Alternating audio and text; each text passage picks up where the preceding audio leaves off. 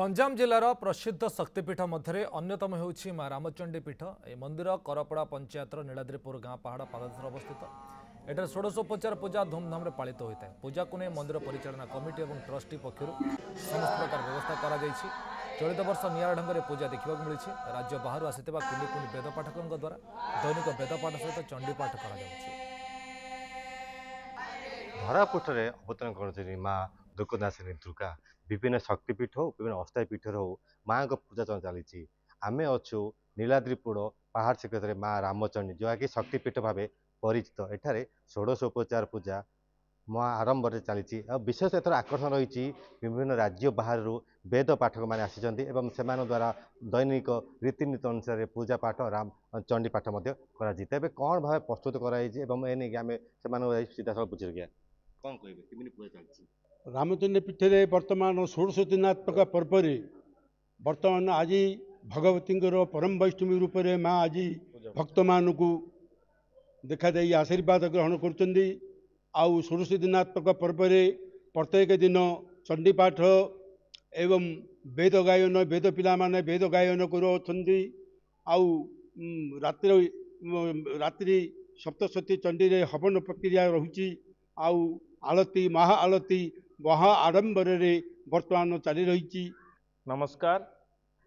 जेहेतु ए अंचलर इष्टदेवी एवं माँ रामचंडी ए शक्तिपीठ रूपे जेहेतु परिचित ए अंचल जो आमर पूजा कमिटी अच्छा पाखापाखि 50 रु ऊर्ध्व कर्मकर्ता प्रत्येक दिन भक्त मान स्वतंत्र व्यवस्था लाइन रे किमती आसवे से किमिति प्रसाद व्यवस्था करा जिवो आ सेमाने अहर लगी रही। ट्रस्ट तरफ यही प्रसाद सेवन व्यवस्था करा जाउछि एवं वेदपाठी माने प्रत्येक दिन सकाळे संध्यारे माने वेदपाठ करती। मंदिर रे सकाळ सूर्य पूजा ठू आरंभ करी चंडीपाठ महापूजा एवं संध्यारे चंडी हवन मध्य करा जाय थाए। देखो से कहते जो वेद पाठक अच्छा विभिन्न राज्य बाहर वेद पाठक मैंने आसी। आप कहाँ से हैं कैसे है? जी मैं मध्य प्रदेश से मैहर गांव से शहर से हूँ और हमारे साथ में बहुत से हैं जो अलग अलग राज्य से हैं, जैसे कुछ बिहार से, छत्तीसगढ़ से और हरिद्वार से, झारखंड से, अलग अलग स्टेट से हैं। कैसे वेद पाठ पढ़ रहे हैं हर रोज? जी सुबह प्रातः और एवं सायं दोनों टाइम हम लोग वेद अथर्ववेद शौनक शाखा का अध्ययन पाठ करते हैं। साथ में माता रानी से संबंधित जो भी सूक्त हैं, देवी सूक्त, दुर्गा सूक्त आदि जो भी सूक्त हैं उनका भी पाठ करते हैं। यहाँ पर हम लोग माता जी के सम्मुख ही त्रिकाल संध्या करते हैं।